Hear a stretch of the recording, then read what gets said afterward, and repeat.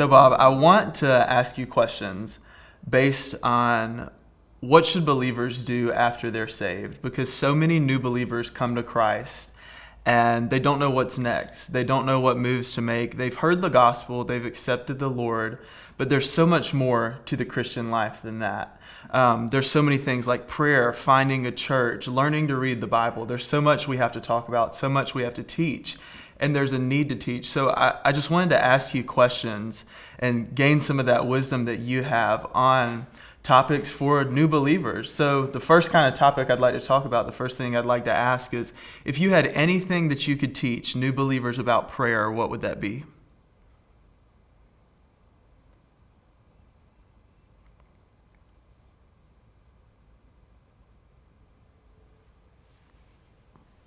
The importance of prayer. Yeah. Prayer seems to be something that's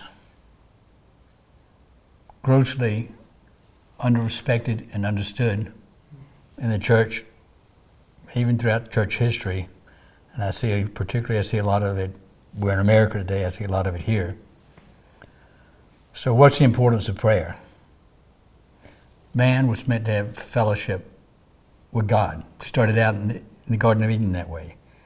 That's a prayer relationship. When I think of prayer, I don't think of praying to God. I think of having a conversation with God. So one, what is prayer and how do we do it and how important it is? We're never going to be whole human beings in Christ until we're having fellowship with the Lord. And that's done in prayer.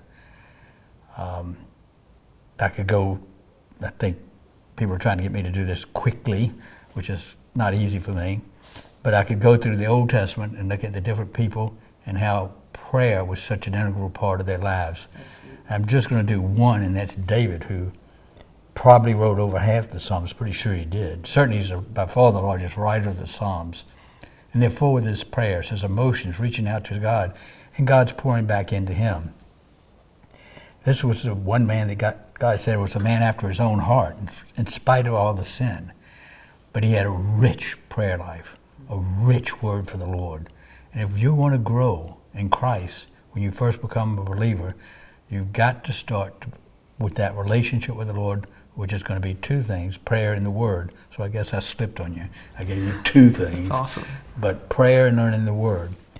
I'd look next at prayer in terms of helping you to understand how important that is. Jesus, we just see constantly in Jesus prayer. We see him getting up in the morning while it's still dark. We see him praying all night long, praying so intensely that like bloods of sweat, blood seems to come through his skin. This is a person who was one with God, who was God, yet he felt this tremendous need to be in prayer. So I said, what would be the one thing? I would say the importance of prayer. Now, what good does that do you? That means you've got to learn how to pray, and what does it mean? So that might be your next question.